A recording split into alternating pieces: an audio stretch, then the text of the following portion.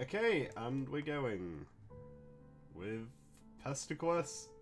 Yes. Jane Crocker, there. Brilliant intro. That is one for the ages. We're back again. Yeah, it's been After a couple of weeks. a week. 2 weeks. Technically 2 weeks, yeah. Yeah, we're a week late to this one. Yes. Yeah, I also just want to mention at the top, I'm kind of recovering from a cold. I think I'm pretty much over it by now, but I don't know. That should be You didn't fine. tell me this! I'm kidding.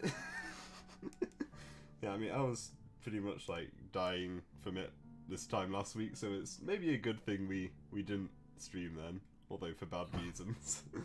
Yeah. But I yeah. guess I made a good call. Yeah.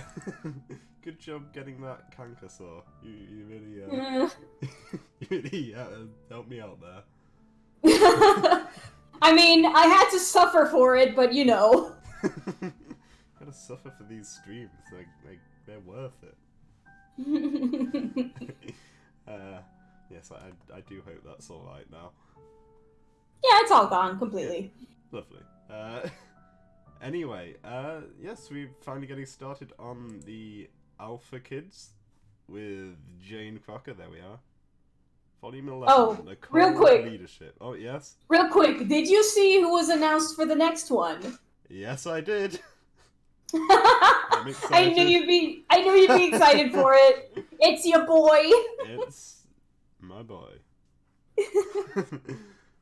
Yeah, But for now, yeah, I can't Janie wait for time. This. Now, Jane. The whole internet Janie. loves Jane Crocker, a lovely girl that who bakes cakes. Who 5 wants seconds to be? later, we regret to inform you that Jane is fascist. God. I forgot about the milkshake duck. I'm so mad at myself I stumbled over that one, because I had that planned. I didn't know when I was going to use it, but I had to slip it in somewhere. And I fucked it up. Well, good job. I'll fix it in post. I won't. Anyway. Sorry, you're saying something. Yeah, who wants to be Jane? Because this is actually the only volume that we have this time. We don't have 2 volumes. Yeah, which is interesting. Well, it's with the the Beta Kids. They released.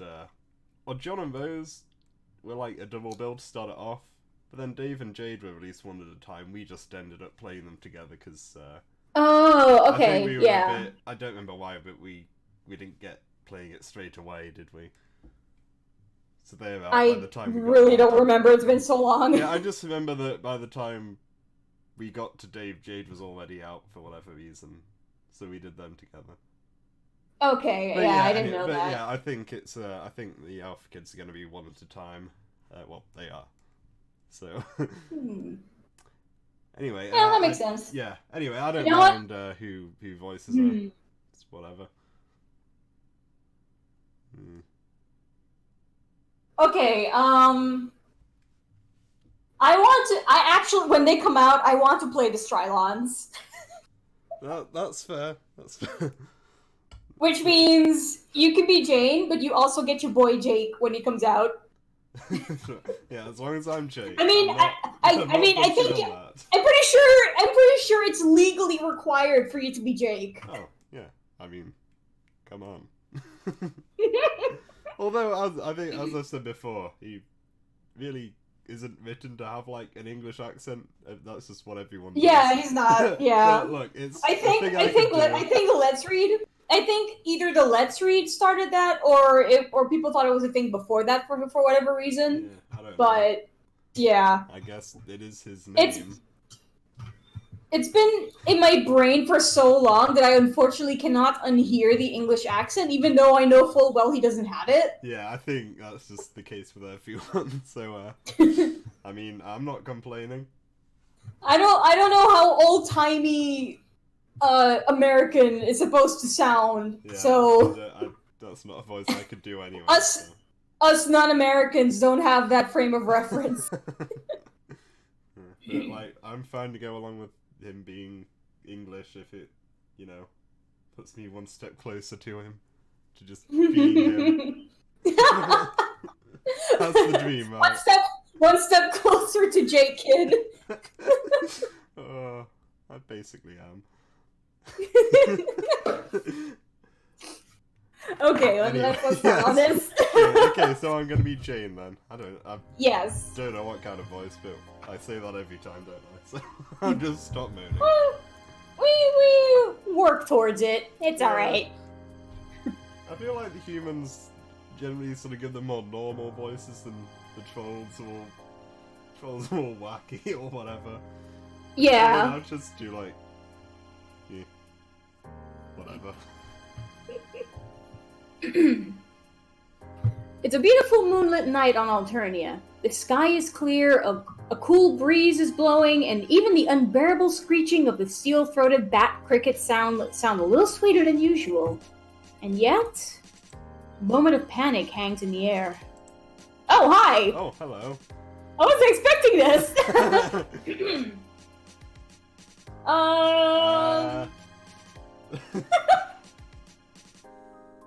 Is Dave... Okay, I'll be Carcat. Get Paul. Just bring him in. Yep, just bring in the boys. Dave, are you okay? Hey! Oh god! What has she done? Who's she? Mm-hmm. Dave? Please tell me that's just grub sauce. Oh god, what happened? I don't know! What happened? Please just be grub sauce, please just be grub sauce, please just be grub sauce!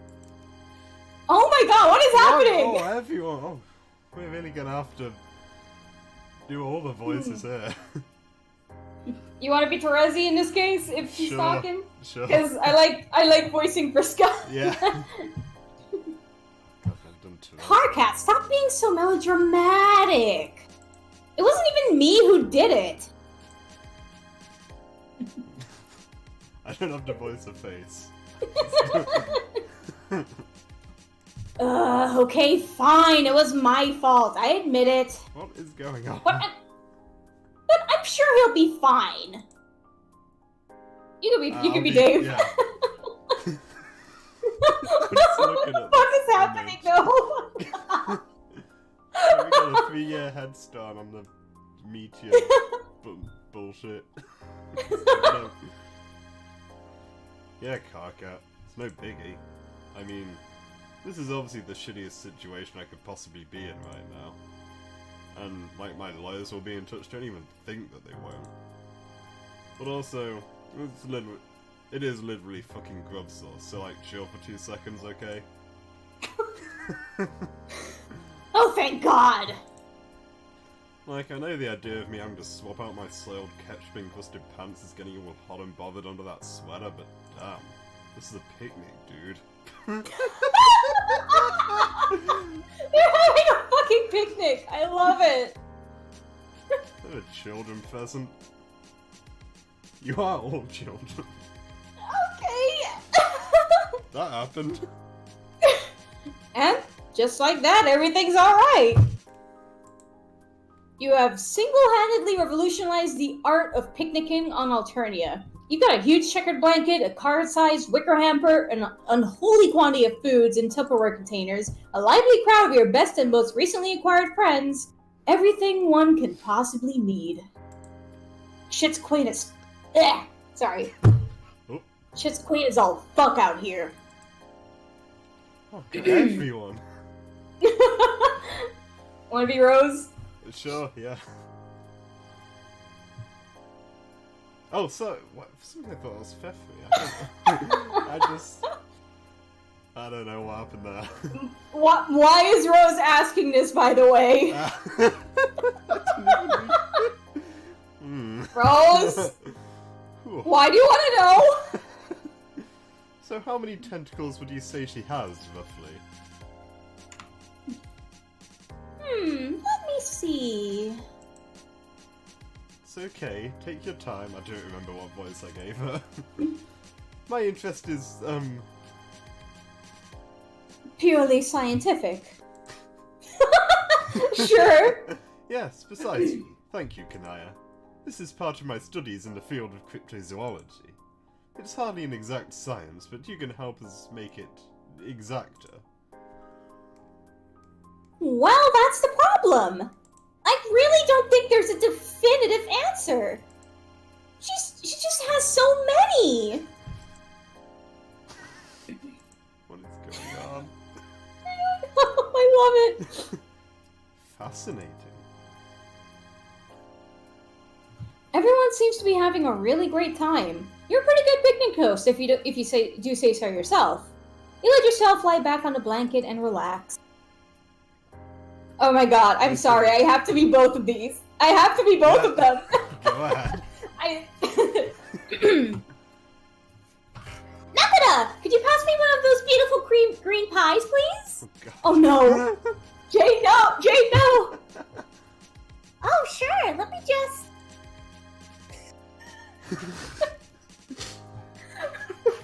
It's okay, I got this. Should I? Oh yeah, I did. Go ahead. Yeah, I forgot I was here. Dude, step off, LMAO. She didn't ask for your help. Everyone's getting along so well. Are they? It doesn't look like it here. Well, I didn't ask for your opinion on whether the mid-blood human female wanted my help or not. Oh my god, did you seriously just call her that? His face! I love that face. What is wrong with you? Guys? Humans don't even have different blood colors, you useless tool. Okay, for some weird reason, when he called Jade a mid-blood, I was thinking, green blood is mid-blood, isn't it? And then I caught myself like, wait. Why did I say she has green blood? She has red blood. What the fuck? To be fair, her name is literally Jade, so it's a bit confusing for a troll. I've gotten so used to the whole, you type in your blood color thing because of all the trolls. Simply enjoying one another's company. Alright, that does it. I've had enough of this wishy-washy lawn meal nonsense. Oh my god, god damn it, guys. You. Oh, thanks, Nepeta. No problem. Eat fish and die. Why don't you make me? It would be my pleasure. Wait, what's going on over there? Oh no, dear god. No, not now! This is a disaster! You've got to find some way to stop this before everything you've worked for collapses under the weight of pointless, shitty boy drama! You don't have a moment to lose! Oh my god.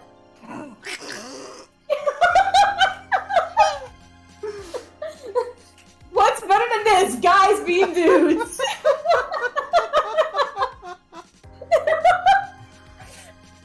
God, we haven't even gotten to Jane yet and things are off the fucking wall. What's better? Oh, gotta get into this one. What's better than this? Guys being allies. Oh, hi there, Gamzee. Don't mind you, you're just trying to stop a picnic emergency. Hey, hold on, sister. Let's not be hasty. Right now, we're witnessing the birth of the greatest and, dare I say, most righteous miracle of them all. Oh. Gender motherfucking equality. What the fuck? What the fuck? I don't know! And just like that, everything breaks apart. You wake up alone. It's a cold, dark night in Alternia. The sky is overcast, a harsh wind is blowing, and the only other sound to be heard is your own breathing. Panicked, shaky. You curl up a little tighter in your puddle of blankets in the corner. You try and think back to the wonderful dream you were having, but now it all seems ruined. The dream? Aww. Well, at least it means that nobody actually died. Yeah. Maybe. You were only trying to take a short rest from fermenting revolutionary sentiment among your peers and fixing all of their problems, which, as it turns out, is a full-time job. You just wanted to indulge your imagination for a while and skip to the part where everyone's happy already. There's nothing wrong with that, right? It all seems so real, so full of potential, like you could get there in an instant if only you tried a little harder. But now it hits you like a cold, wet circus pie filled with cement. Your dream of hope was nothing more than that, with no basis in reality or accurate characterization. Some things are simply too good to be true, and your subconscious clearly knew that all along. It hurts, and you don't know whether to laugh, cry, or just get really, really angry about it. You've made some wonderful friends over the last few weeks. Months? It's been such a hectic whirlwind of non-stop amicability words. You're not even sure how long you've been going. You've achieved so much on your quest, you know that for a fact. But now, looking around this empty room filled with the ghosts of memories from a lifetime ago, you can't help but feel despondent. Maybe there are some things you won't ever be able to fix. Man, this blows. It's got real. For some reason, your thoughts turn to John. He was conspicuously absent from your dream. That's true. It feels like you haven't seen him for ages. You miss him. Without really thinking about it, you pick yourself up. You've had enough of this horrible planet for now. Time to go to the other horrible planet. Yeah, I don't know how we're gonna end up on that Earth. Your friends here will be alright without you for a while. You tell yourself that a few times just to make sure you believe it. And then... zap! Absorption, You what material- that means. Yep, it's November, probably. You materialize in a pleasantly familiar suburban neighborhood, standing in front of a pleasantly familiar house. It must be late fall by now. There are barely any leaves left on the trees, and there's a chill in the air. But your heart fills with warmth at the prospect of hanging out with your old friend John again. All your newer friends have all been fun to spend time with, in their own ways. You can't help but feel a special kind of fondness for John. It's not like you play favorites with your chums or anything, but maybe the fact that he was the first friend you met on your journey sets him apart from the others. It's nice to be back on Earth, too. You miss being able to go out in the sunshine. Your eyes wander a little, taking in the trees, the grass, the houses, before settling on the mailbox in the yard. A worrying thought occurs to you. Pardon me? Maybe, in getting so caught up with meeting so many new people, John has forgotten all about you. Surely your friendship wouldn't have diminished so quickly, but were you really all that close to begin with? You still feel bad about having thrown his birthday present in the sewer all that time ago. That was just such a shitty thing to do in more ways than one. You were a really bad friend to John before you were friends with John. Yeah. You're suddenly overcome with the urge to make it up to him. Instead of making a new friend today, why not try being a better friend to one you already have? Taking a peek at the mailbox, there seems to be something inside. Oh. Maybe if you make absolutely sure to give it to him this time, that will start to make up for your earlier mistake. Okay. What are we thinking? What do we want to do? I mean, presumably, Spur will be in there again, so, just by how the plot works in this, they'll have to get destroyed or lost or whatever. Yeah! So, I don't know. Maybe we should pilfer it, or, like, maybe that's the right choice, so we do the other one first, or... Let's reconsider for now. Let's see what happens if we reconsider. Yeah. On second thought, that's a terrible idea. Like, holy shit, that's bad. You take a moment to slap yourself around the face for a few minutes, rub it in. How can you be so stupid? The kind of depravity that leads one to desecrate the sanctity of a friend's mailbox is what got you in this mess in the first place. Oh, huh. Looks like the mailman forgot to put up the... thing. The flappy wingy doodad. The bright red arm dealy on the side of the mailbox. You're quite certain that this thing is supposed to be up when there's mail to be retrieved. Even an idiot could tell you that much, and you are a first-rate idiot. You carefully raise the little red flag. Immediately, out of the corner of your eye, you spy movement in an upstairs window. It must be John scoping up the mail again. Quick as a flash, you zap yourself out of sight and behind a nearby bush. A white cat is hanging out back here. Oh, it's been a while. Oh! Oh. I just realized. I just remembered. Yeah. We basically set up the mail, or well, not set up the mailbox, but if the mailbox is supposed to explode, is something I just remembered. Oh yeah, yeah. I totally forgot about that until now. Yeah. So actually, yeah, if we would probably just die if we had opened it. It hisses at you, but you let a wave of crackling retcon energy dance around your palms and the kitty vanishes. Oh. It literally just straight up disappears. That's... okay, fine, whatever. Okay. It is a truth universally acknowledged that cats can do whatever the hell they want.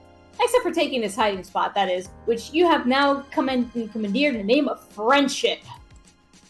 Oh ho ho, this is a much better plan to surprise John. Can't believe you didn't think of it before. You know he loves pranks, and what better prank than to be ambushed by a dear friend? You hope you're still his dear friend. Oh god, you're getting nervous again. You hear the front door open. Shoot, here he comes! Also, G-Cat is gone? Yeah, Which... I don't know if it just teleported away, or we just, like, killed it, or what? What bothers me about that is that if G-Cat isn't there, and the mailbox is gonna explode, without G-Cat saving Jane, we might have done something bad. Wouldn't be the first time. There she! Ah! She's so cute! Wait, this isn't John. Oh goodness, no. Oh my god, this music is great. Love Let me turn it up because I love it. Okay. Why, it appears to be some kind of famous detective type individual. Or at least someone in a famous detective disguise. But what's more, you get the strange impression that the person underneath the disguise isn't John either. Whoever it is, they make a beeline for the mailbox. Oh shit, maybe you were watching another mailbox robbery in action? That would explain the need for a disguise, you guess? They reach out their hand. All of a sudden, several things race through your mind unbidden. A smell of burning, a flash of light, pain. Without thinking, you spring into action. Oof. Ooh. Oh, I posted. Oh, I love it. So I guess you played the part of G-Cat. Yeah? Oh, I see what, yeah. Yeah. You grab the interloper and zap inside the house. You both materialize in midair and collapse in a heap on the floor. Outside, you hear the telltale sound of an exploding mailbox because for some reason you know what those sound like. Phew, that was a close one. Oh lordy, that smarts. What on earth just happened? Your companion sits up in a bit of a daze. It looks like the disguise got knocked off in all the kerfuffle. Your hunch was right on the money. This is definitely not John Egbert. She does look oddly familiar, though. Sorry, I keep having to clear my throat, God. Oh, that's no problem. You take a look out the window down into the yard below. Yep, it's just like your ears told you. Where once there was a mailbox, there is now a smoldering wooden stump surrounded by debris. It's a sight to bring a tear to any mailman's eye, fake or otherwise. You turn back around to find a stranger standing over you, looking thoroughly disgruntled. She's pointing a large red spoon directly at your chest. It doesn't really come off as all that threatening, you have to be honest, although she could probably do you at least some form of injury with it. The injury likely wouldn't be all that serious, but you try to take it seriously anyway. Just to be polite. Now hold on just one moment, Buster. Who are you, and what are you doing in my bedroom? And what in the blue blazes is going on? Come on, spit it out. Oh no, you hate being put on the spot. And first question was such a tough one too. Who are you? It's something you don't have a definite answer to even after all this time. Gosh, she does seem awfully confident with that spoon. You begin to entertain the thought that this girl might simply decide to beat you to death with it.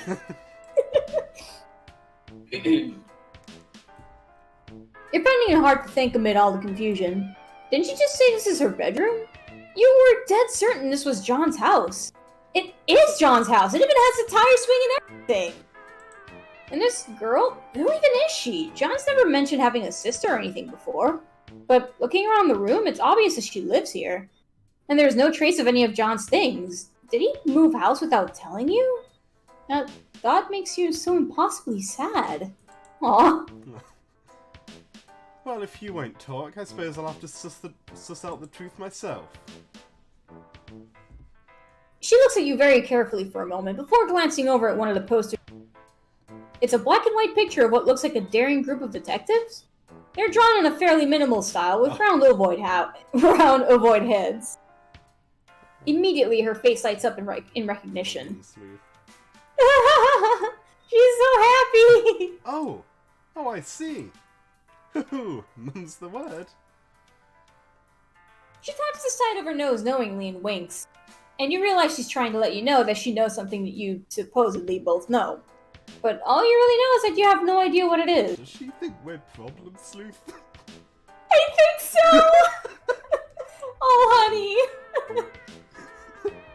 Oh, I wish we were. I'm a problem sleuth. I still need to finish that, Ah, God. that's good. Are you, that I got reminds- I think I got like halfway through and then stopped for some reason. Yeah. Are you on the on that Homestuck Patreon? Are you getting like the bonus updates on that? Yep. Yeah, because that's. I did read those updates. Were pretty great. Yeah. I don't know what else to do with anything, but I'm pleased. Oh, you're very good.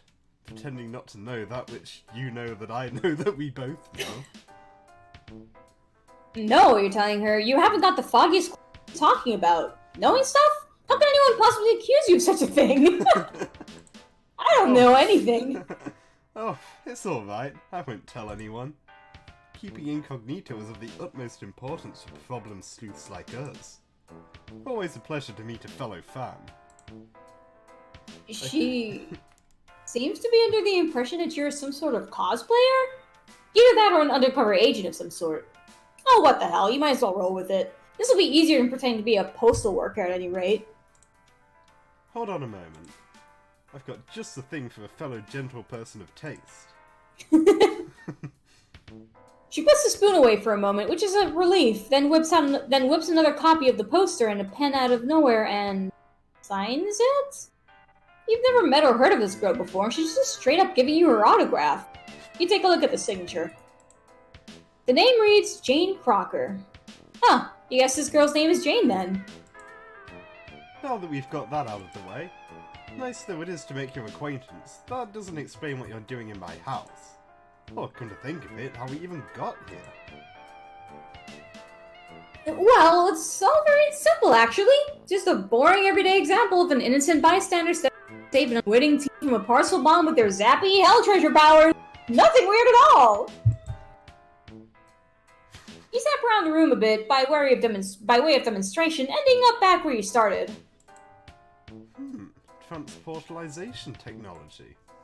I knew various competitors of ours had been developing something like that for a while, but I had no idea they were already doing field tests. I suppose it shouldn't surprise me. But a parcel bomb, you say?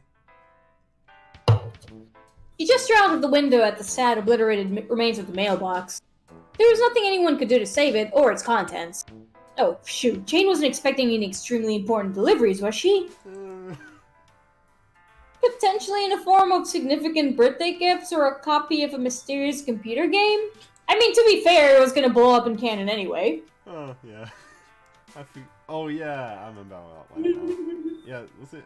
It's been a while since I read that, but did, Roxy send her, a pirated version? No, well, wait. Oh, no, that was, That was also a, like, explodey virus, wasn't it? Yeah, Roxy did that. But no, she did actually get the files, and she sent her the real files eventually, I think. Oh, yes, but yes. but yeah, the first one was definitely a virus. Yeah. You mean the Suburb Alpha? I'm not surprised you've heard about it. That isn't due for another week, though. Oh. Ah. Oh, well, that's a relief then. No harm done. I wouldn't go quite that far. Alpha notwithstanding, the fact remains that someone tried to blow me up. Okay, so some harm done. Gee, the nerve of some people. You cannot fathom who could possibly want to do such a thing, and especially to someone as harmless and personable as Jane here. Give it a few years. Oh, come on. One doesn't like to state the obvious, but if I had to guess, it's probably related to my being in line to inherit one of the largest corporations on the planet. Crocker Corp has its enemies, there's no question about that. Oh, of course. That's why her surname was so familiar. Jane is the new face of the Betty Crocker Company. You don't know what you expected. Considering what's happened on your journey so far, you should have seen this sort of thing coming. Speaking of which, you wonder aloud if anything like this has happened before? The only thing that could make this any more surprising is if Jane had been sent similarly life-threatening cargo on any previous occasions. Oh yes. Why, we got mailed something similar just last week, in fact. She looks so happy about it! You try not to think too hard about the fact that Jane apparently fell for the exact same trick 2 weeks in a row. Father was out in the yard about to take his car out back for a soak, when the blessed mailbox went up in smoke. It was quite the shock. Ever since then, he's been a bit antsy about me checking the mail myself, but today it arrived when he was out. Good thing, too. He would have thrown a fit if he'd known. I'm barely allowed out of the house as it is. I'm sure he means well, but it can come off as a bit overprotective sometimes. It's plumb ridiculous. A grown lass full of vim and vigour can take perfectly good care of herself. You don't want to pass hasty judgment on someone's familial situation, but it sounds like Jane's father is just trying to keep her safe. Can't be easy constantly deflecting death threats away from someone determined to walk right into them. Where's her sense of self-preservation? I suppose it might seem strange to the uninitiated, but you sort of learn to accept it after a while. I've been dodging death ever since I can remember. People seem really determined to do me in. I simply can't explain it. Jesus, wow, that must be pretty rough going. God, that sounds awful, actually. Being the imminent ruler of an empire must have a fair number of people who want you gone. Thinking back to your encounter with Theffery, you suppose you were recently part of such an attempt yourself, in a manner of speaking. You declined to mention this to Jane, and being reminded of your time in Alternia causes you to lapse into an uncomfortable silence. Jane looks around a little awkwardly before breaking it. So, not that I'm ungrateful for the fact that you appear to have rescued me from certain peril, but... Oh, right, of course. You're intruding in on a complete stranger's home. You'd almost forgotten that this is the first time you and Jane have ever met. Your heart sinks as you consider that, between the vastness of the universe and the determination of those attempting to murder her, this might be the last time you ever meet as well. Ooh, that's John. Well, if you wanted to meet John, there he is. Jane offers to show you out. On the way downstairs, you politely ask her how long it's been since her family moved here. Does she know if anyone called John used to live in this house? She gives you a strange look before gesturing to oh god, is that a corpse by the fireplace? You take a moment to process the fact that Jane has a stuffed human person mounted on the plinth in her living room. She says it's her pop-op, which you guess means grandfather. It's kind of hard to parse some of the vocabulary Jane uses sometimes. Anyway, the guy's name was John. You can't help but see a resemblance to your good friend Egbert. You've encountered enough coincidences by now to know that this must be him somehow.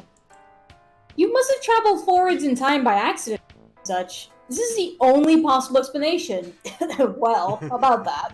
You tried very hard not to have a whole mental breakdown about your apparently long-dead friend, but sadly, not hard enough.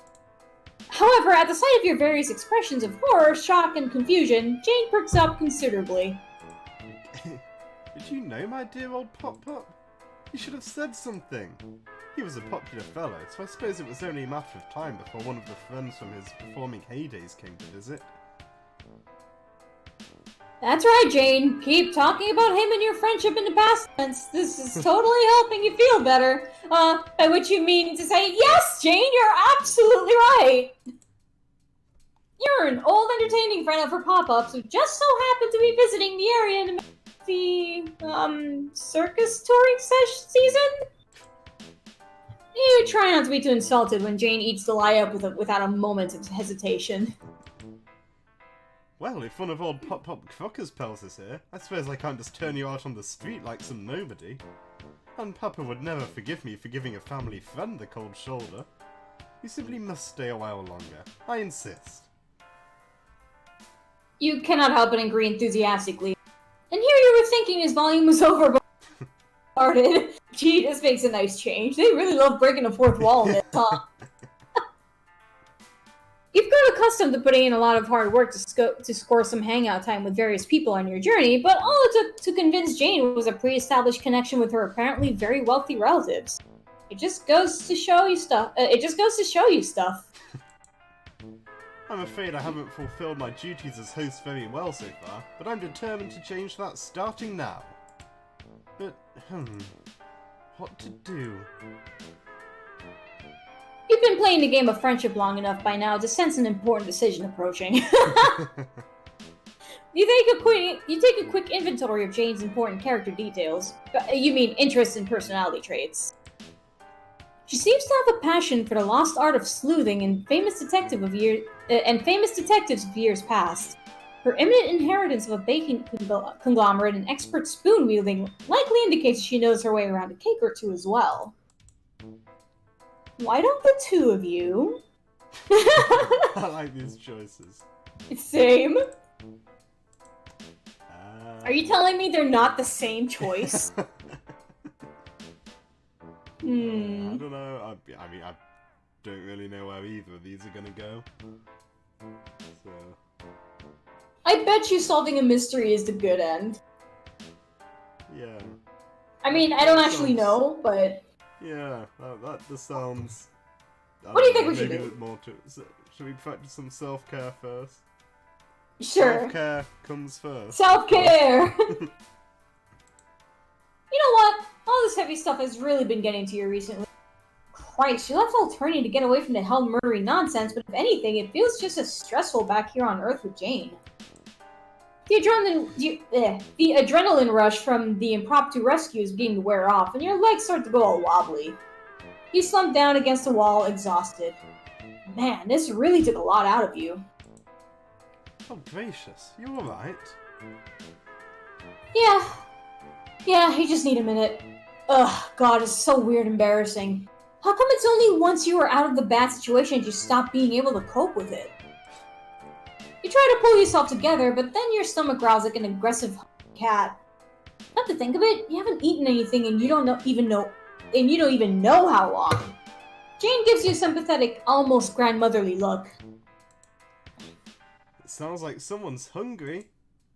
You know, I was planning on baking something after taking care of the mail. Although I guess that it took care of itself in the end. So since Plan A seems to have gone up in a pillar of smoke, let's move swiftly on to Plan B. Fancy helping me whip a cake into submission? We can call it a thank you for saving my bacon back there. Gosh, this sounds like a wonderful idea. You feel like you could eat a horse, or even better, a horse made of cake. You can't remember the last time you had cake, in fact. Oh. Now if that isn't just about the saddest thing I've ever heard. Yeah. Oh my gosh. Live, laugh, cake. I love it. I love her little apron. The obviously evil Crocker Corp apron. Jane sets you up with an apron and starts pulling ingredients and utensils out of various cupboards and... Seeing the various colorful bags and boxes all lined up on the counter fills you with excitement. I'm just... Oh, never mind. So, no, I had a thought. No. It's nothing. I'm just now noticing the picture on the fridge. Oh yeah, that's what I was gonna say about... Yeah, I don't Who know. dat? Is that actually, like, Betty Crocker, like, you know, the contest, like, disguised as a human? Or... That would be hilarious if it was. I don't know. Yeah, or like, I guess Alpha John's wife, if you, or something. I don't know. I'm just the age. Shrug. I don't know. The idea of collaborating with Jane to make something delicious gets your heart racing. Surely there could be no better path to friendship than this. Once she seems sure that she's got everything you need, Jane fiddles with the oven for a few seconds. Just need to set the oven to preheat. Okay, there we go. Now let's get cracking, shall we? You look around expectantly, hoping to see a recipe book or similar amid the collection of baking equipment. Oh no, we don't need one. My Junior Battermaster's Bulbuster Stirring Solution 50,000 will do the trick just fine. A passionate, burning fire seems to ignite in Jane's eyes as she brandishes her trusty red spoon. With a well-practiced motion, she adjusts a series of buttons and dials on the side, and a vaguely feminine robot voice begins to speak out of it. Oh my god, it's Alexa for baking. Who will voice the spoon? This is a crucial decision. I will voice the spoon. Do you think you can handle a role of this emotional depth? Gosh, I don't know. I don't think I'm actually. Well, someone has to take on this mantle.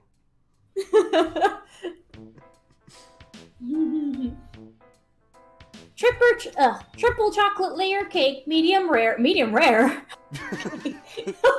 doesn't sound healthy. God, that threw me for a loop. Okay. I'll have a medium rare cake, please. Christ. Okay. Begin regime. Jane nods to herself and presses another button. The voice begins listing off a series of ingredients and measurements. You guess the spoon must have a lot more tricks up its sleeve than you originally gave it credit for. Technology really is amazing. You begin to reach for the bag of flour, but with lightning speed, Jane leans over and grabs it herself. She doesn't even seem to notice that she had to bat your hand out of the way. Oh my gosh. Oh, well, that's alright. Jane seems to know what she's doing, and you'd hate to spoil her fun. In the blink of an eye, she has the flour measured out and reaches for the butter. I have a feeling we're not going to be doing much here. Yeah. Appraised solidified bovine extract. Oh my god! Okay. Okay. Solidified bovine. Oh, that's butter. Okay. Appraised solidified bovine extract. You will comply. Holy shit. The subliminal messaging is in the spoon as well. Why am I not surprised? Christ almighty. Like, I hate that this makes sense. Yeah. Jane continues her work in a thorough and efficient manner, and the spoon continues reading out instructions in a calm, steady voice. It's somewhat soothing, even if the choice of vocabulary is a bit strange. Certainly seems to be relaxing Jane. It really shouldn't be, but okay. Oh god. Her face was a picture of intense concentration, but now her eyes appear dim and distant. She could almost be asleep. You're just coming to terms with the idea that baking with Jane is a spectator sport rather than a team game when a sudden noise snaps her out of her trance. Oh. Her hand goes to her apron pocket and she fishes out her phone. Something on the screen makes her face light up with gentle excitement. You think you catch the sight of something green, guess who? Hello? But she doesn't give you a good look at it. I have to, take care of this? Ooh. Whatever it is, it seems to have got Jane into a bit of a tizzy all of a sudden. She thrusts the spoon in your direction. Here, just follow the instructions. You can't go wrong. This is all happening so fast. Being entrusted with Jane's precious spoon and so early in your friendship? This must be a very great honor. She obviously believes in you a great deal. You try to assure Jane that you won't let her down, but she's already too engrossed in her phone to acknowledge it. You sigh to yourself knowingly. For all of her antiquated phraseology and old-timey aesthetic, Jane is still a teen at heart. Add ingredients to vessel. Commence liquidation. Obey. Oh shit, you were so caught up being judgmental of a young person that you completely lost track of what you were doing. Which was...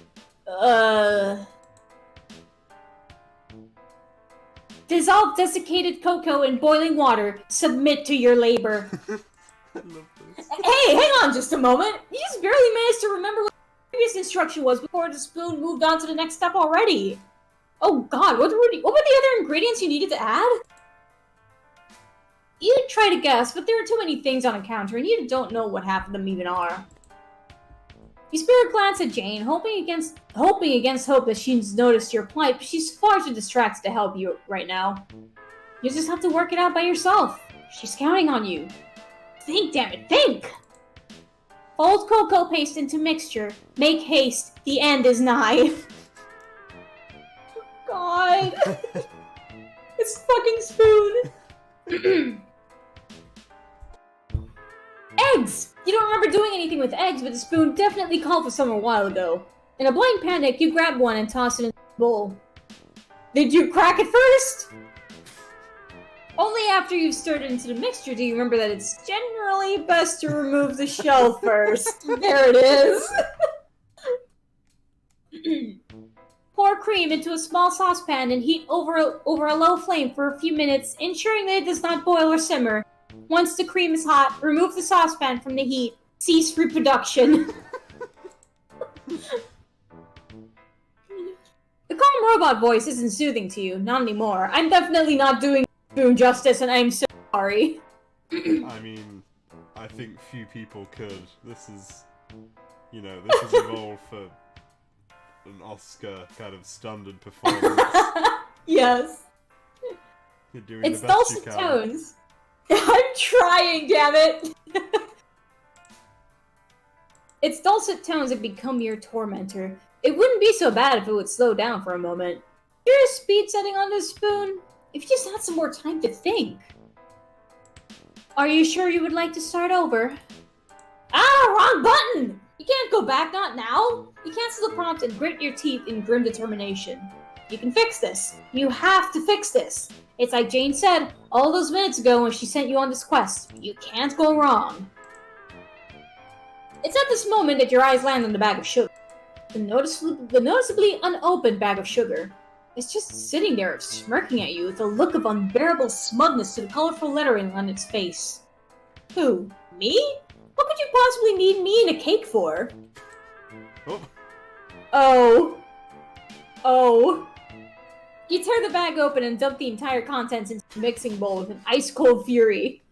Then you toss its gutted, lifeless husk into the garbage where it belonged. Revenge has never been sweeter. I can't believe MSPA reader got offended by a burger. Oh lordy, sorry to leave you in the lurch for so long. I had to deal with a friend in his daily moment of personal crisis. Although, that's not really saying much. Quite frankly, most of his life seems to be one long personal crisis. I suppose I'm hardly in any position to complain. I do so like his company at the end of the day. So, Aww. Anyway, the cake! How have you been managing? You don't look up at Jane when she comes back over to you a few minutes later, seemingly oblivious to the devastation you've brought on this poor kitchen. You stare down to the thick, lumpy batter sitting in the bowl in front of you, and in that stodgy, curdled mess, you cannot help but see yourself. A complete and utter failure. Is everything alright? You want to tell her, to explain that, no, Jane, everything is not alright. It's all gone to shit. But you can't look anywhere except down. You can feel the bottom falling out of this friendship opportunity like that of a poorly supported Victoria sponge. Once Jane gets a good look at this batter, it's game over. You just know it. As she peeks over your shoulder at your handiwork, you brace yourself for the dreadful moment you felt so many times before across countless alternate selves and timelines. This is a good end, isn't it? Yeah, I know a fake out when I see it. Unless it's You watch for the fake out. That's possible. You watch for the telltale signs of a person deciding that, whatever pathetic and somehow yet unspecified creature you are, they don't want you in their life. But, strangely enough, the moment never comes. Instead, Jane puts a hand lightly on your shoulder and gives you a gentle smile full of teeth. There. No need to pull a face like that. So, yes, this ended up being a little bit of a misadventure, but it's not the end of the world. But Jane was counting on you and you let her down! You had something that needed to be fixed and you couldn't manage it. As on so many other occasions during your journey, you only made it worse. You try to convince Jane of your guilt in this matter, but she simply shakes her head. Oh, you did nothing of the sort. You tried to make the best out of a bad and confusing ordeal. Nobody can blame you for that. Even if your best is, admittedly, a little suboptimal. Sometimes when things go wrong, it's not a simple case of being able to fix it by soldiering on blindly in the face of adversity. Sometimes the only way to set things right is to cut your losses and start over from the beginning. And that's not Jane is giving us some wisdom today. Yeah. Life lessons. And that's not really the same as giving up. You try with all your might to swallow this good advice Jane is serving you, but the look on your face must not be all that convincing. Jane sighs. Look, I'm sorry for abandoning you in an unfamiliar situation. It wasn't very responsible, or leaderly. It's certainly not becoming of a future president, corporate or otherwise. You suppose that's true. You guess you can accept that this mess was a group effort. Even in failure, it's important to acknowledge the power of teamwork. All the same, you hand Jane's rosy red spoon back to her. You're not worthy of its solemn mantle. Besides, some of the stuff that the robot voice said was beginning to seriously freak you out. I'm glad they noticed. Honestly, it meant a lot to me that you were willing to indulge my little hobby for a while. It may be the career path that I've been following my entire life, but you'd be surprised how little I get to talk about it with anyone I'm close to. Anyway, wasn't the whole point that we were getting you something to eat? Was thanks for saving my life? Oh, yeah, I guess you did do that. Good job, you. Your chest puffs up instinctively a little with pride, but the motion causes your still empty stomach to make its presence felt again with a loud gurgle. Speaking of which, we still need to take care of that. Letting a friend go hungry is completely unacceptable. So, how does giving it another try sound? Here's an idea. If you pick the recipe, I'll take care of the rest. I promise that I won't get distracted this time, alright? Yeah, that sounds nice. Especially the part where Jane called you a friend. That was the nicest part of all. We went fun. straight for the good end. Yeah, sometimes that's nice. I do like Jane. Yeah. Pre-epilogue Jane, anyway. That's fair. I like this end screen. Same. About it. Oh. What? Oh. Oh. There had to be a catch, didn't there? You did say this was a double fake out. You might have been right. Okay. Here, you can look up the recipe using this. I'll lend my phone to you, but, well, you know how it is with privacy. Jane hands you what appears to be some sort of computerized tiara. Stylistically cast. Sorry to interrupt. Oh. Miss Rose there in chat. Good. Hi, Miss Rose. I don't have the chat up to you, but hi. You came in at a great time. Yeah, we just got bamboozled.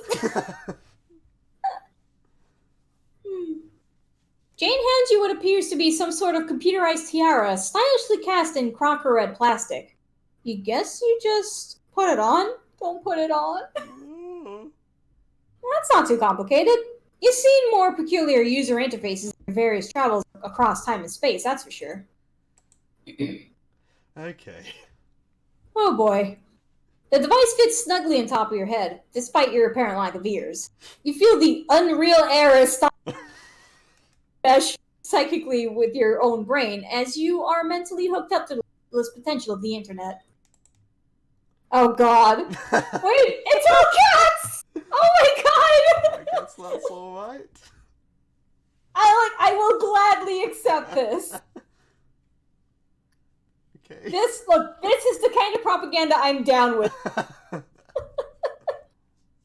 Every facet of human knowledge is at your cognitive fingertips. Your mind is awash with 100,000 pictures of cats and silly poses. Wow! Jane is ready and waiting for your instructions. All you have to do is reach out. So, oh my god, that is terrifying! That is terrifying! God, that gives me some serious Doki Doki vibe. Holy fuck! Oh, okay. So you do. You begin to code the web. The God, I'm sorry. I'm so thrown off by that text. It's so creepy. Jeez. Anyway, so you do. You begin to comb the web for something tasty, and you will surrender yourself, and production, you will comply, and you will comply, and you will comply. Wait, what? Obey! I don't like this. I don't like this! Oh, God! Also, huge kudos to whoever did the programming for. Yeah, this is cool. All at once, something hits the inside of your skull and begins to ricochet around your synapses and neurons, seemingly to fill every corner and crevice of your brain with a deafening wave of silent noise. A single instruction uttered in an incalculable force, impossible to ignore. Obey. Your mind, so susceptible to outside influence, is no match for it.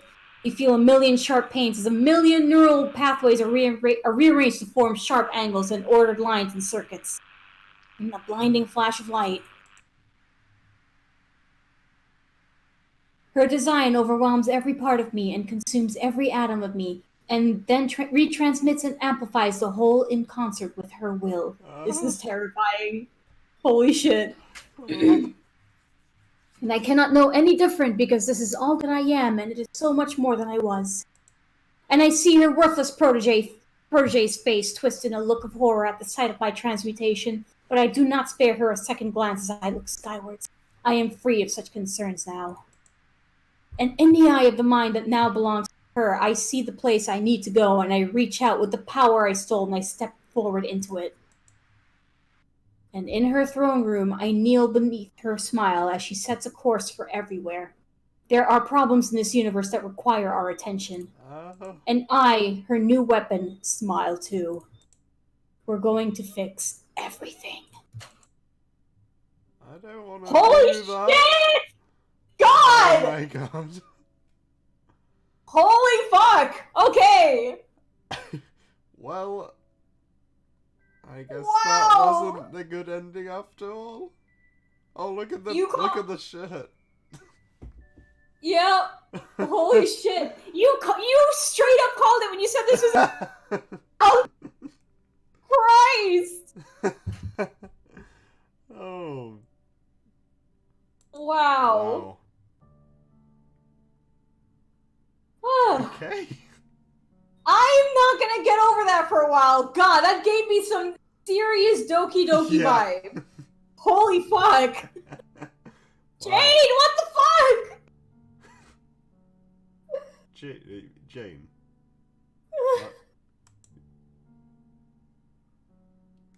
Okay. Well then.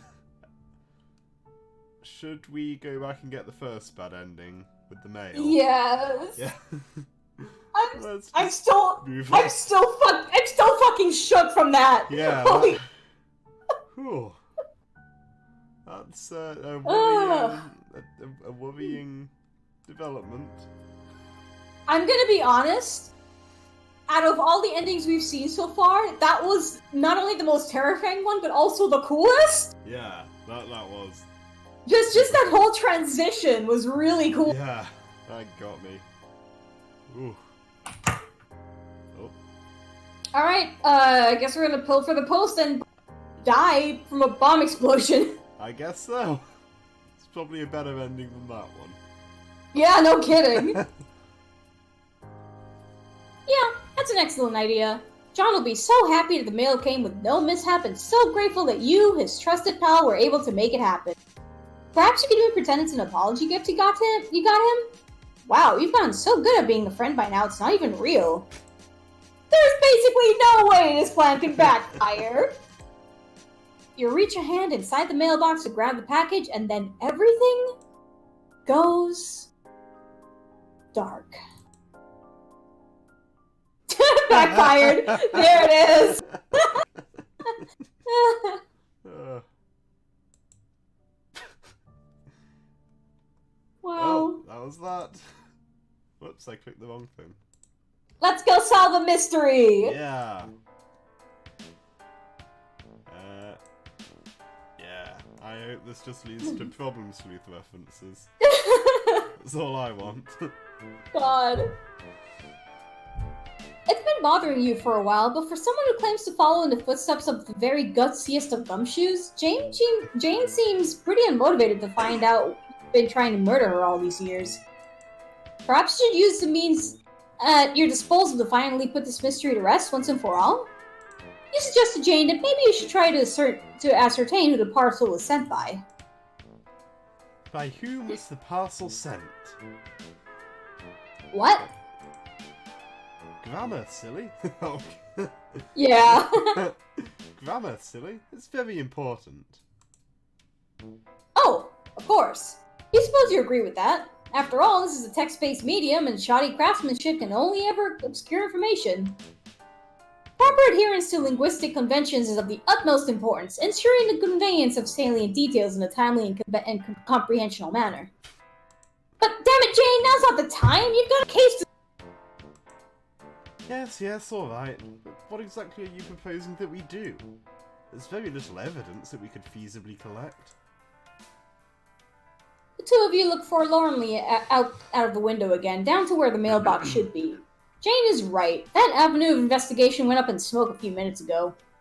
The investigation has barely gotten started, and the trail has already gone cold in a blazing ball of fire. I'd suggest asking at the mail office or similar, but I don't suppose they'd know anything detailed about the package's origins. It's not like regular mail workers have access to that kind of information. To make matters worse, the mail is one of the few public services Crocker Corp doesn't partially own, so I wouldn't be able to pull any strings. God. I don't suppose there was anyone watching at the time the bomb was placed either. You have to admit, the possibility seems somewhat remote, but that gives you an idea. If there aren't any witnesses to hand, why not make some yourselves? What? What? Bribe someone to falsify testimony or similar? That's certainly a novel way of going about it. James seems to be giving it a lot more thought than you expected, but in any case, that wasn't at all what he meant. I'm gonna assume that what they mean is they're gonna travel back in time to where someone puts the mail in. Oh yeah, that makes sense. Excuse me. Yep, I was right. Yeah. You explained to Jane that, far from merely being able to lives between any two locations, you also possess the ability to time travelificate to any point in the past or future. Not to be rude, considering that you did just save my life and everything, but that does sound more than a little far-fetched. James seems pretty skeptical about this, but you honestly can't be bothered to work with all of her personal misgivings about belief in the feasibility of time travel right now. You've been through this with more than a dozen people already. Fair enough. You decide to take a more, you decide to take a more proactive approach. Seeing is believing, after all. You grab her wrist and zap back in time. Oh. Jane, meet past Jane. Jane, meet future Jane. You trust that this will suffice as evidence. I don't, Alright, moving on. Okay. That's one way to prove it. You appear fine next to the bush that you hid behind earlier. Again, a conveniently abandoned wristwatch on the ground nearby indicates you're traveling. No sign of the white cat yet. Mailbox is there in all of its beautiful, unexploded majesty, but stands empty as of right now. This is perfect. All you have to do now is wait for the truth to come to you. See, Jane? Isn't this exciting? Jane?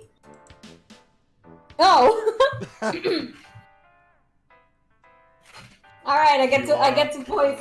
Yes, I get to voice my fave. Sneak preview. 911, what's your emergency? Please note the misplaced apostrophes on shop signs do not constitute an emergency. And emergency. And. Lalonde, help! I'm stuck in the past. LMAO, yes? What was it that tipped you off? Was it the fact that nobody else talks like it's the 1920s? What? No, I mean this entirely literally. I'm quite literally stuck in the past in a temporal sense. Aw, her face. Oh. OMG, wait, really? Who told you that? Was it TT? I bet it was TT. Yoinking my thunder, god damn it! Strider! No, you're not listening to me. I've been transported back in time by a mysterious entity who recently saved my life from yet another ridiculous assassination attempt. Oh. Okay. Damn, false alarm, I guess. Wait, GCAT can time travel now? No, this is a different mysterious entity. They don't seem related to the god cat as far as I can tell. They rescued me from a parcel bomb in the mailbox a short while ago and have since taken it upon themselves to help me find out who was responsible. They're remarkably enthusiastic about the issue, almost as if it were their civic duty somehow. So, a number of mysterious abilities, intimate knowledge of mail safety, and a compulsion to aid random citizens. Are you sure this person isn't just your mailman, Janie? I mean, who knows what kind of magic those little guys can. Holy shit. This is parallel to Dave trying to convince John that MSP Reader is not the mailman. Oh, I love it. I'm pretty certain they have absolutely nothing to do with the profession of mail delivery in any practical sense. Anyway, the point is, we're now an hour in the past from our perspective, waiting for the perpetrator to place a bomb that not a few minutes ago threatened to blow me to Kingdom Come. It's all a bit much to take in. Well, shucks, Buster. Shucks, Buster, indeed. While Jane has busied herself with something on her phone, you've been keeping a lookout for suspicious. So far, nothing has happened. But now, just out of sight, you can hear the telltale sound of a vehicle approaching. Really like you, Roxy, by the way. Thank you, stuff. I'm glad. I admit to having a bit of practice because I've been reading Homestuck with Taylor, and I've been able to be the Roxy, and it's been super fun. You quickly gently elbow Jane in the ribs to get her attention, and the two of you peek your heads tentatively out of the bush. You watch as an unassuming van pulls up outside the house. You keep watching as an unremarkable person gets out and carries a small pile of mail over to the mailbox, totally unsuspiciously. From this distance, you can't really make out anything about them at all. This isn't nearly as hopeful or informative as you'd hoped. This is no good. We can't see anything from all the way over here. I think we might have to resort to one of the more advanced tactics in every detective's arsenal. I propose that we accost this delivery worker, tie them up, and then scrupulously interrogate them for any information they might have. You guess that could work? Jane seems remarkably unconcerned with the ethical qualms in assaulting a public servant, and at some point you would have found this extremely alarming, but after a few months in alternative to this kind of thing, that thought of actually disagreeing doesn't even occur to you. Jane gets into position to lead the charge. You reach your hand into a tear in reality, rummage around for a moment, and retrieve a long length of rope from somewhere in Terezi's hive. Hopefully she won't miss it. Apparently they can do that now, alright. You mutter a quick prayer of apology to the guardian deities of mail workers everywhere, and then... Now! The two of you leap from your hiding spot and tackle the hapless stranger just as they're about to climb back into the I van. don't know why we're, like, blaming the male person for the bomb. I don't know how parcel bombs work, but I think they tend to be put in there beforehand. Yeah! How about you? Jane is brandishing her trusty spoon as threateningly as any sword.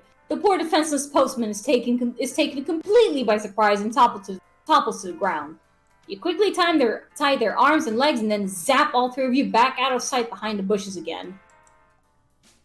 Then Jane sets to work. She fixes your captive with a cast iron stare and with ruthless efficiency begins to rattle off a relentless stream of astute and insightful questions.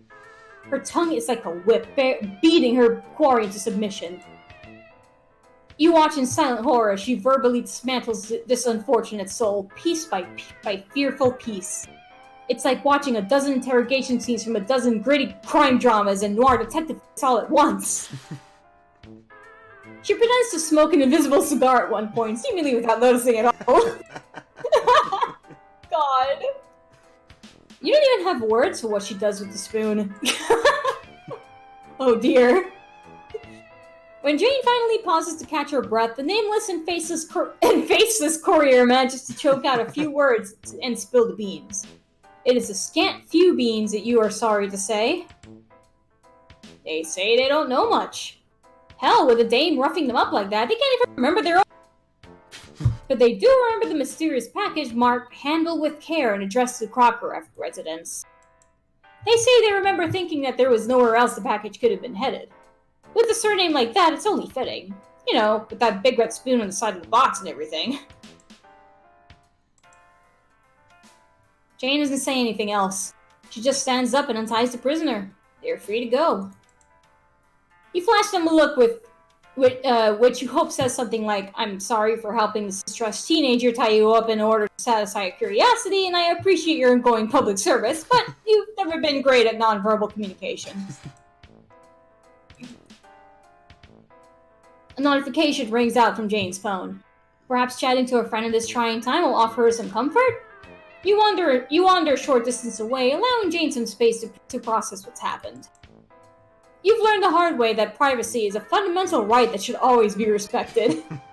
You shouldn't be learning that the hard way, but you know.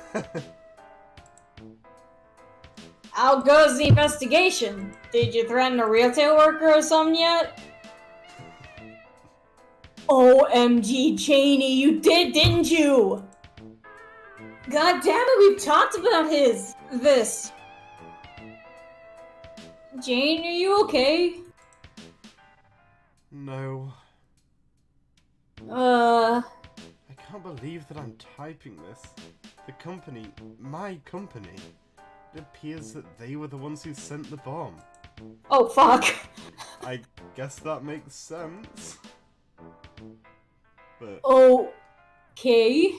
Also, I actually misread that as, their company, as in the person accompanying them, as in MSPA leader, but I'm dumb. No, talking about Copper Court. Okay. God.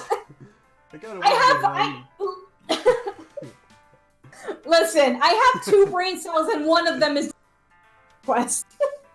The other is Fire Emblem. Anyway. Okay. You were right about them, I suppose.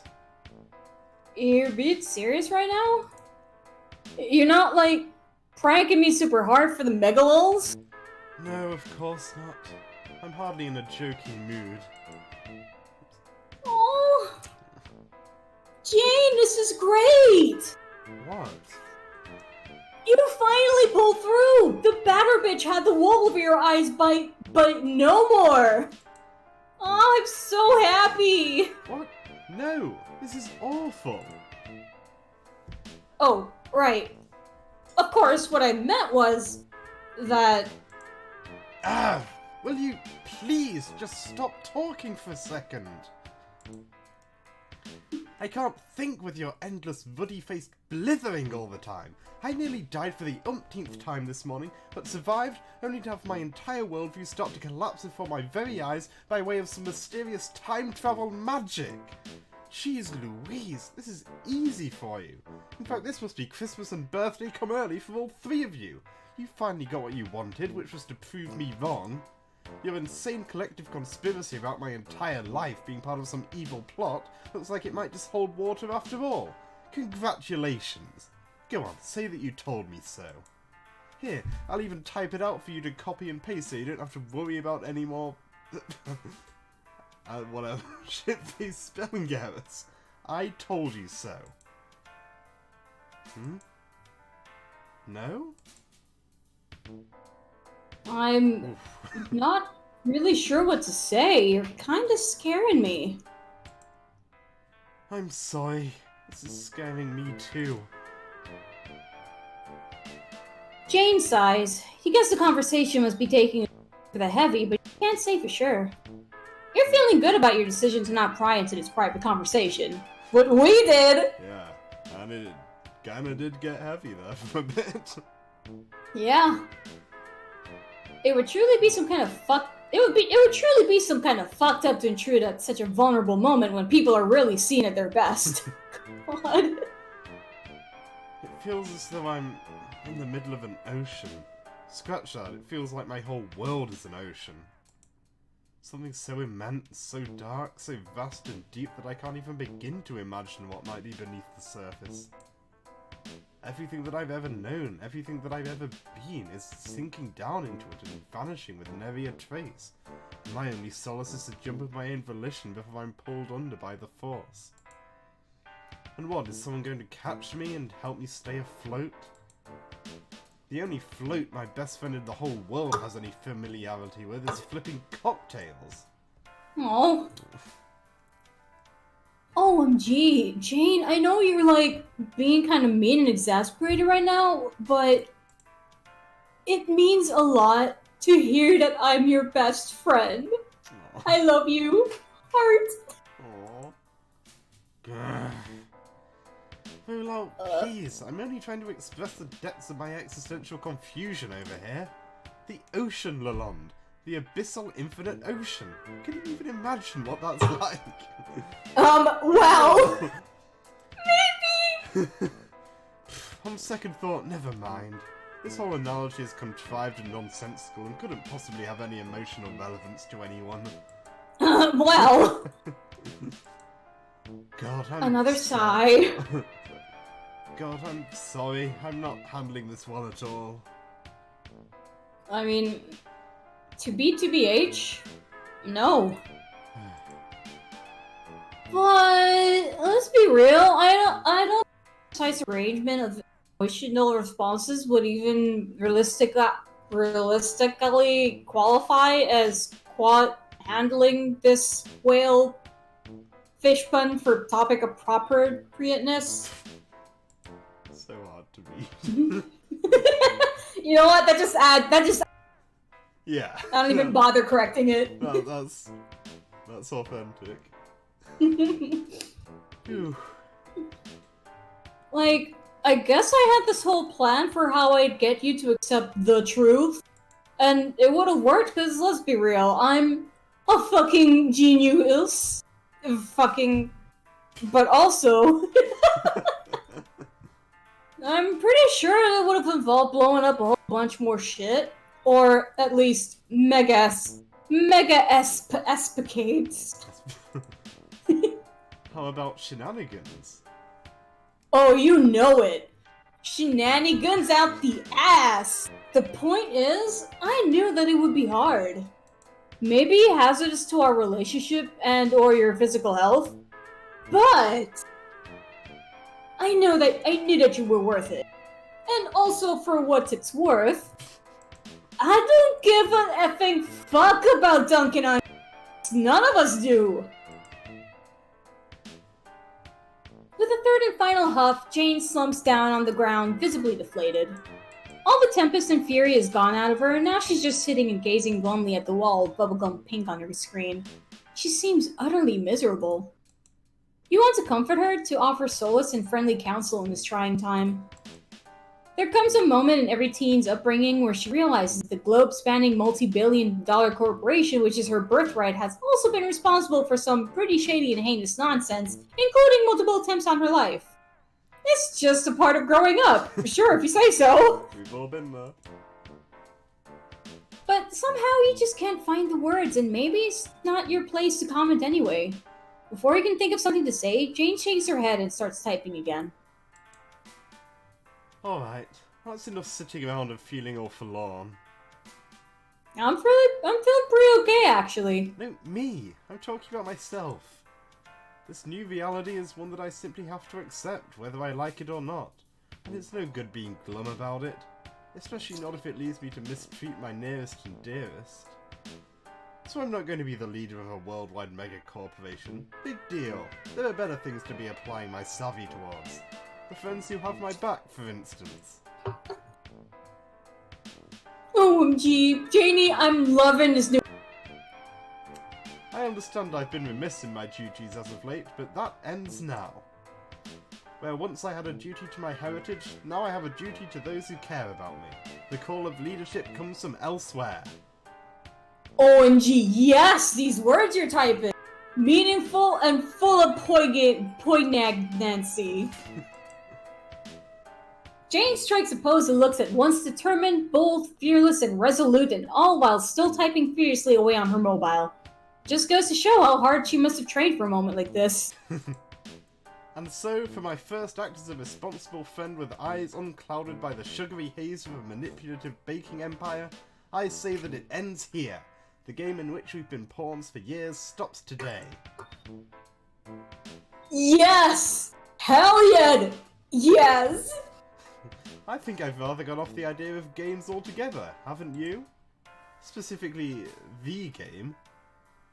Hell fucking you! Wait, what? The Alpha! I've decided that I'm not going to participate. It's a Crocker Corp product, and it's clearly part of some grand evil scheme or another. It'd be positively suicidal to consider playing it at this point. Well, yes, but... But what? There's no doubt in my mind about it. Furthermore, as your friend, and as one recently reminded of her duty of care in this regard, I feel like I should strongly advise against any of us playing it. Or anyone at all, for that matter. Now that I think about it, it's our solemn responsibility to ensure that nobody ever gets their hands on this game. Just imagine the havoc it could wreak. We've got 1 week before the alpha is due to release. I'm certain we can think up some nefarious schemes to disrupt it in the meantime if we work together as a team. I trust I'll be able to count on your hacksaw skills, Sick, in this endeavour.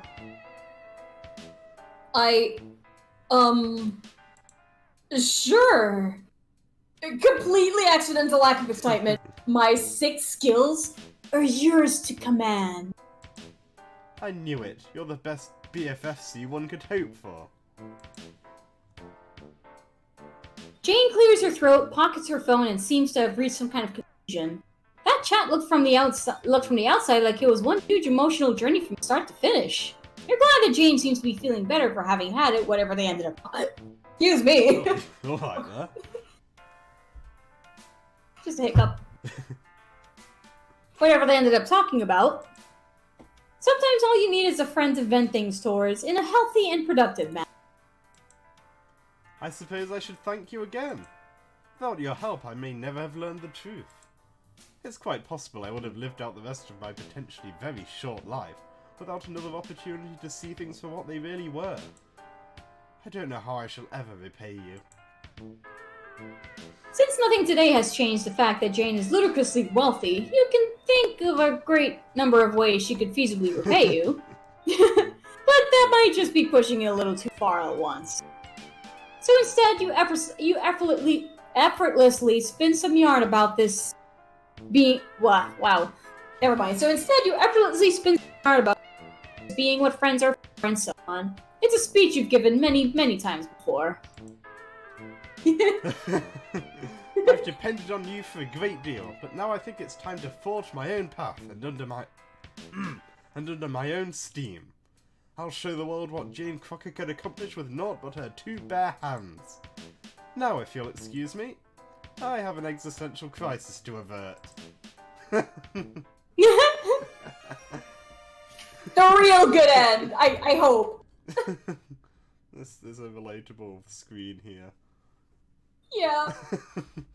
Okay, there was nothing after that. That's the real good end. Oh, whew, in the clear. That was lovely. That was wonderful. And that is an interesting, plot development with Jane's now gonna try and team up with all the other alphas and to stop Suburb happening. It's interesting because, Roxy was all about, no, I don't want to play this game.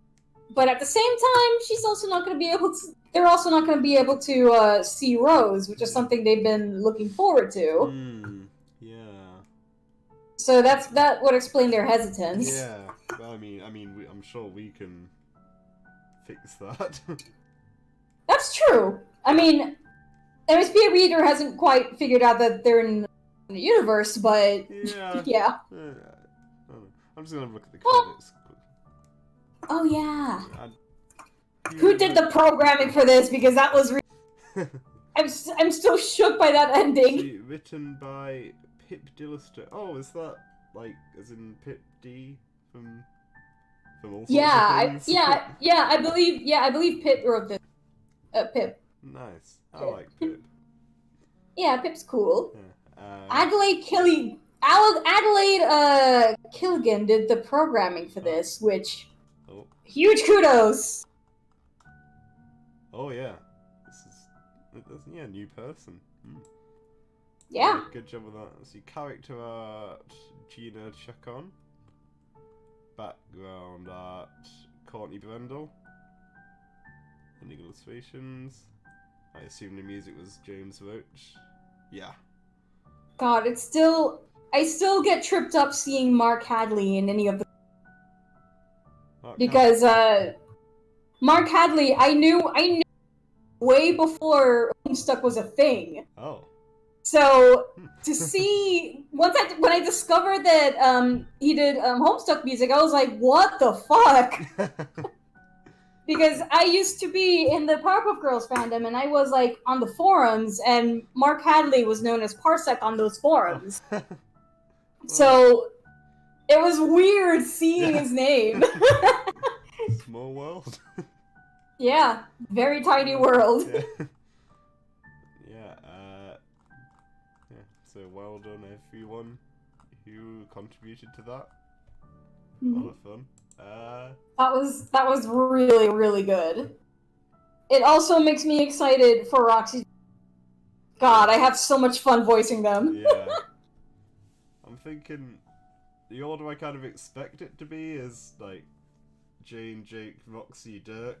I feel like ending with Dirk, things are probably gonna just go off the rails. I'd be shocked if it didn't. I'd be shocked if it didn't end with Dirk, honestly. Yeah. So yeah, that's probably the case. Yeah, who the hell knows what's gonna happen there?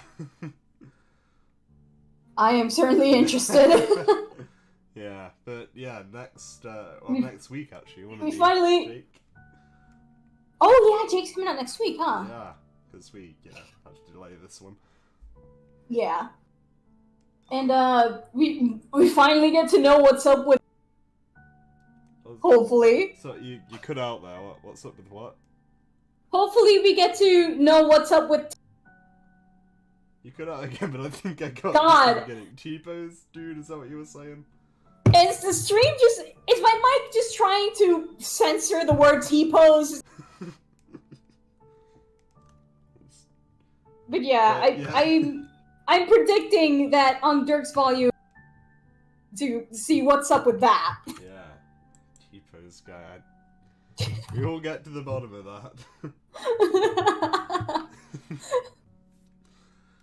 So, yes, that will be next week, unless one of us is ill or busy, which frankly seems likely at this point. It always seems to happen. Yeah. But, Let's not make any promises. Happen. oh, this means I actually have to get this one up, like, soonish, rather than putting it off for, like, 2 weeks. So I can't bother to upload them. Understandable. Yeah, hopefully next week, Jake English, baby. Yes, the J-Man himself. Yes, I would die for him. He's a good lad. Yeah. He's also kind of, I mean, like, he sucks, but I love him. I'm just gonna make that clear. I mean, he does, but we still love him. Yeah. Let me tell you, I've had like Taylor has had to voice Jake most of the time, Oh yeah. and she's had to read through his more particularly painful lines, and I just had to be like, I am so sorry. Yeah. Every Homestuck boy is just a mess to some degree. Yeah. And Jake more than a lot of them. Yeah. Ah, bless his heart. So yeah, I guess that about does it for this time. See you. Yeah, thanks for coming out and watching. Yeah, thanks for coming. I don't know who's there, but thanks. Yeah, I think it's just Miss Rose in the chat, so a special. Oh, it's always nice. Thank It's you to always Miss lovely to Rose. see you again. Yeah, always good to have you here, and obviously also YouTube people. Thank you for watching. I'll see you next time for Jake English time. Yes. Yes, amazing outro to go with the amazing intro. Goodbye, end of stream.